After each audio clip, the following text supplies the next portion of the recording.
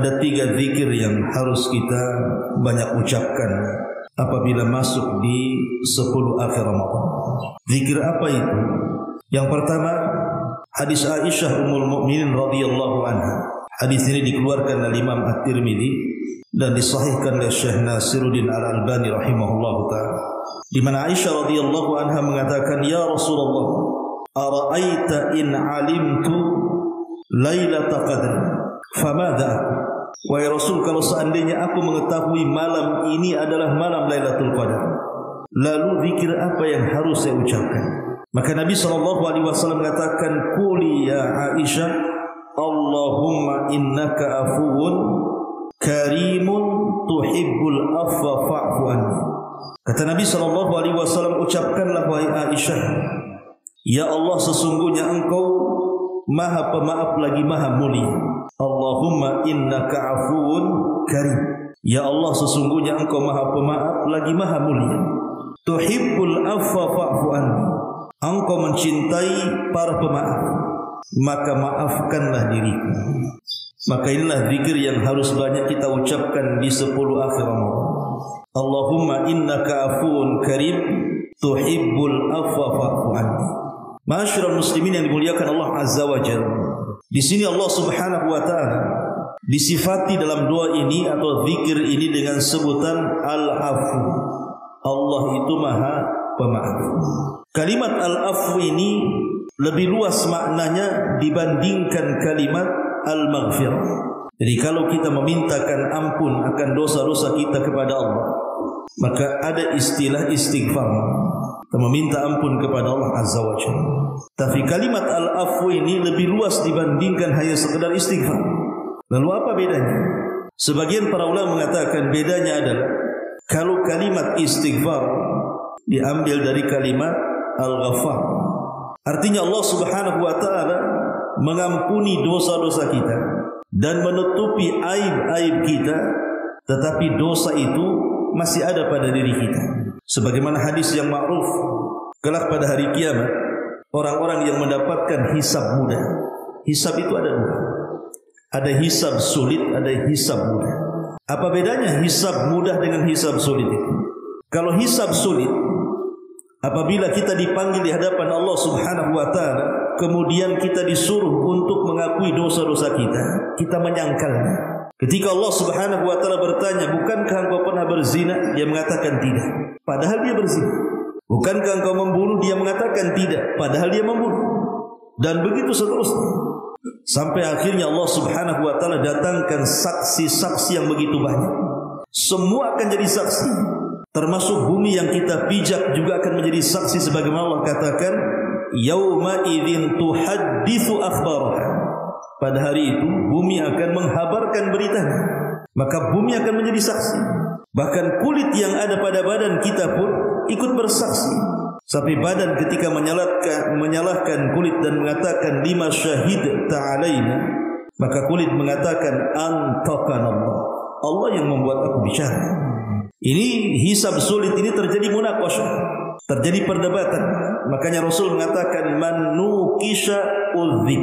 Siapa yang ketika ditanya kemudian terjadi munaqasyah, terjadi perdebatan, maka dipastikan orang ini diazab. Ini namanya hisab sulit. Berbeda dengan hisab mudah.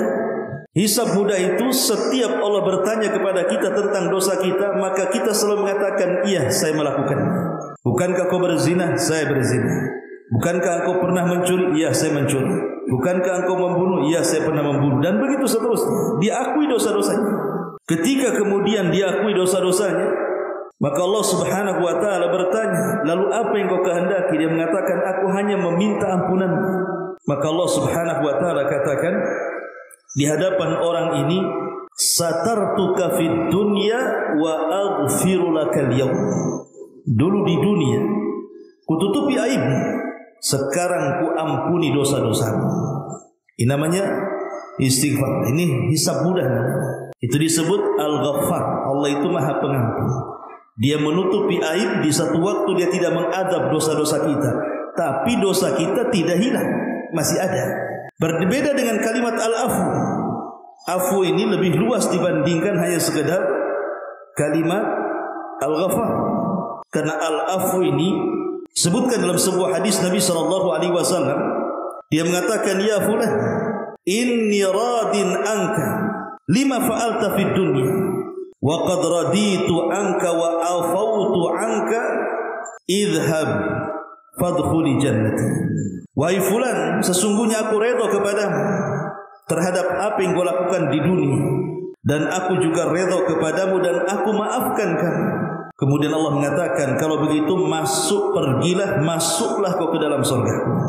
Para ulama ketika memberikan catatan kepada hadis ini, kalimat afautu anka, aku maafkan kamu, maka para ulama mengatakan artinya yuzilu wa yamhu thumma yarda thumma yu'ti. Pertama, dihilangkan dosa-dosanya. Yang kedua, Allah memberikan redhanya. Dan yang ketiga, Allah berikan karunia-Nya berupa surga. Makanya kenapa kalimat al-afwi ini yang dipilih Nabi SAW ketika kita berzikir di 10 akhir Ramadan.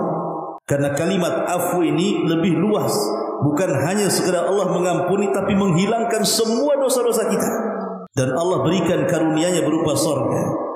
Makanya perbanyaklah kalimat Allahumma innaka afuwun karim tuhibbul afwa fa'fu anni. Ini zikir yang pertama. Ma'asyiral muslimin yang dimuliakan Allah Azza wa Jalla, zikir yang kedua. Kita tahu bahwa 10 akhir Ramadan adalah inti daripada Ramadan itu sendiri. Nabi SAW digambarkan oleh Aisyah Ummul Mukminin radhiyallahu anha, kalau datang 10 akhir Ramadan maka beliau sangat berijtihad, bersungguh-sungguh, melebihi dari 10 awal dan 10 tengah. Jadi semakin akhir semakin semangat Rasul beribadah. Makanya Aisyah radhiyallahu anha menggambarkan, maksudnya Nabi SAW syadda mi'zarah, mengencangkan sarungnya, artinya meninggalkan istri-istrinya, fokus beribadah, beriktikaf. Tentu yang namanya manusia itu terkadang iqbal, terkadang idbal, terkadang semangat, terkadang juga foto. Dan kebanyakan kalau kita lihat, manusia itu justru di akhir-akhir Ramadan bukan makin semangat, tapi sebaliknya kan makin malas. Ya buktinya masjid-masjid makin kosong kan gitu. Yang baca Quran pun makin jarang. Sehingga kita memerlukan bantuan Allah Subhanahu wa taala dan taufiknya supaya kita tetap istiqamah. Minimalnya walaupun tidak menambahlah ibadah kita, tapi jangan mengulang. Maka dari sini ada doa untuk memberikan semangat kepada kita. Muadz bin Jabal radhiyallahu anhu satu hari berjumpa dengan Nabi SAW. Kemudian Nabi SAW mengambil tangannya. Kemudian Rasul mengatakan, ya Muadz, wallahi inni la uhibbuk. Wahai Muadz, demi Allah sesungguhnya aku mencintaimu. Wallahi inni la uhibbuk, sesungguhnya aku sangat mencintaimu. Faqala, maka Rasul SAW mengatakan, usika ya Muadz, aku wasiatkan engkau wahai Muadz, la tada'anna fi duburi kulli salatin an taqul Allahumma a'inni ala dzikrika wa syukrika wa husni ibadatik. Jangan lupa baca apabila selesai solat. Allahumma ya Allah, a'inni, bantu aku, tolong aku, ala dzikrika, agar senantiasa mengingat kamu, wa syukrika, agar senantiasa bersyukur kepadamu, wa husni ibadatik, agar senantiasa engkau memperbaiki terus ibadahku kepadamu. Hadis ini dikeluarkan Abi Dawud dan juga disahihkan oleh Syekh Nasiruddin Al-Albani rahimahullah ta'ala. Lihat kandungan hadis ini. Kandungan hadis ini, kita meminta kepada Allah Subhanahu wa taala agar kita senantiasa ditolong. Karena kalaulah bukan taufik dari Allah, tentu Anda juga tidak mungkin datang ke masjid ini kemudian salat subuh. Makanya meminta kepada Allah Azza wa Jalla setiap selesai salat dengan zikir ini, Allahumma a'inni ala dzikrika wa syukrika wa husni ibadati. Pendek. Allahumma ya Allah, a'inni, tolonglah aku, bantulah aku, ala dzikrika, agar senantiasa mengingatmu, wa syukrika, dan senantiasa bersyukur kepadamu, wa husni ibadatik, dan agar senantiasa kau perbaiki terus ibadahku kepadamu. Ini penting zikir ini, karena bagaimanapun setiap kita salat, kita sering mengucapkan kalimat iyyaka na'budu wa iyyaka nasta'in. Sebenarnya isti'anah meminta pertolongan itu tidak perlu disebut karena dia bagian daripada ibadah. Tetapi kenapa Allah Subhanahu wa taala mengulang setelah iyyaka na'bud wa iyyaka nasta'in? Bukankah isti'anah juga bagian daripada ibadah? Ya, kata para ulama, diulangnya kalimat nasta'in setelah na'budu karena tidak mungkin kita beribadah kecuali karena pertolongan Allah. Kita sholat, kita puasa, kita baca Quran, tidak mungkin kita bisa lakukan kalau bukan karena pertolongan Allah. Makanya dengan zikir selepas sholat ini hakikatnya kita meminta pertolongan kepada Allah agar kita diperbaiki zikir kita, syukur kita dan ibadah kita. Allahumma inni ala dzikrika wa syukrika wa husni ibadati. Ini yang kedua.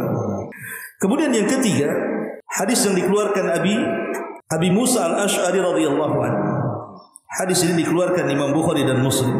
Nabi SAW pernah berkata kepada Abdullah ibn Qais dan mengatakan, ya Abdullah ibn Qais, qultu labbaika ya Rasulullah.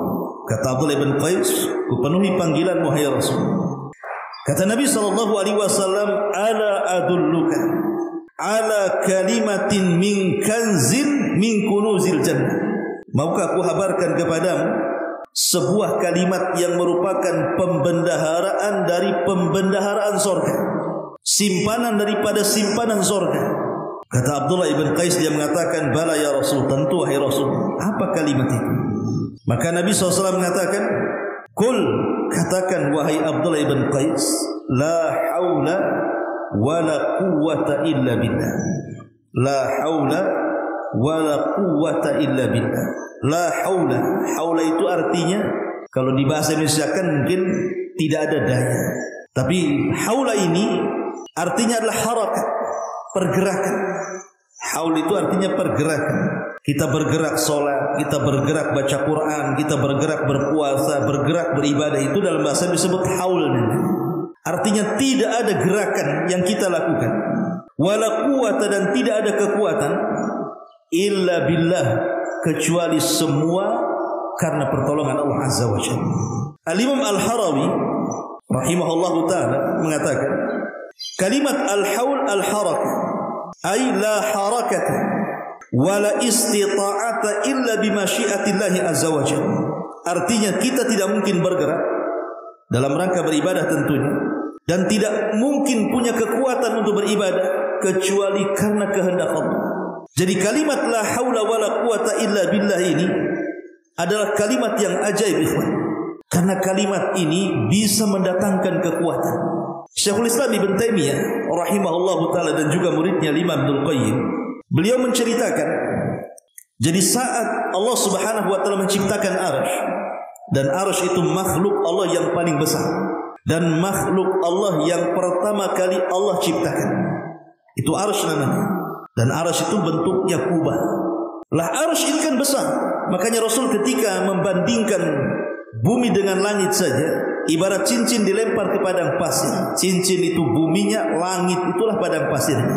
Kalau digabungkan langit dengan bumi kemudian dibandingkan dengan kursi, maka sama dengan cincin dilempar ke padang pasir. Langit dan bumi itu cincinnya, kursi itulah padang pasirnya, dan kursi itu tempat berpijaknya Allah.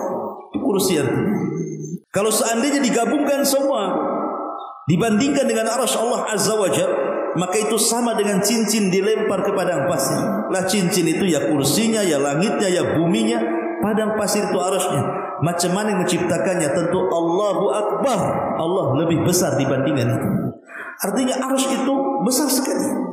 Lah setelah Allah Subhanahu wa ta'ala menciptakan arasy, Allah ciptakan malaikat pemikulnya. Dan Allah Subhanahu wa ta'ala menyebutkan pemikul arasy itu berapa jumlahnya? 8 dalam Quran. Ketika para malaikat pemikul arasy ini, Allah Subhanahu wa ta'ala katakan, pikulah arasy ini. Ketika 8 malaikat memandang arasy, mereka langsung lemas. Macam mana kami bisa memikul makhluk sebesar ini? Mereka pun merasa lemah, tidak sanggup memikul arasy. Maka kemudian Allah Subhanahu wa ta'ala katakan, qulu, katakan oleh kalian, la haula wala quwwata illa billah. Tidak ada daya dan kekuatan kecuali atas pertolongan dan kehendak Allah. Maka 8 malaikat ini membaca la haula wala quwata illa billah. Setelah mereka membaca doa ini atau zikir ini, tiba-tiba mereka memiliki kekuatan yang luar biasa. Mereka pun sanggup memikul arasy sejak saat itu sampai kiamat dibangkitkan. Mereka tidak melepas dari arasy itu. Sampai Nabi SAW ketika mengatakan kepada para sahabat, Allah mengizinkan aku untuk memberikan sifat para malaikat pemikul arasy itu.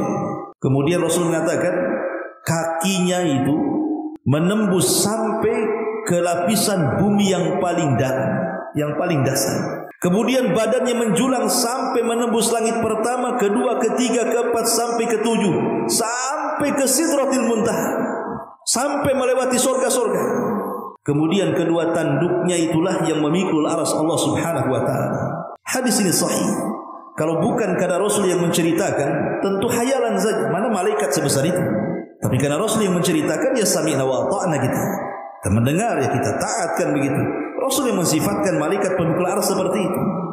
Tapi syahidnya di sini, ketika malaikat pemikul arasy ini membaca la haula wala quwata illa billah, datang kekuatan. Istimbatnya kata para ulama, lihat bagaimana kalimat ini begitu ajaib. Jadi kalau kita memperbanyak kalimat la haula wala quwata illa billah dengan penuh keyakinan dan meminta kekuatan kepada Allah agar kita diberikan kekuatan bisa ibadah di 10 terakhir Ramadan, bukan mustahil.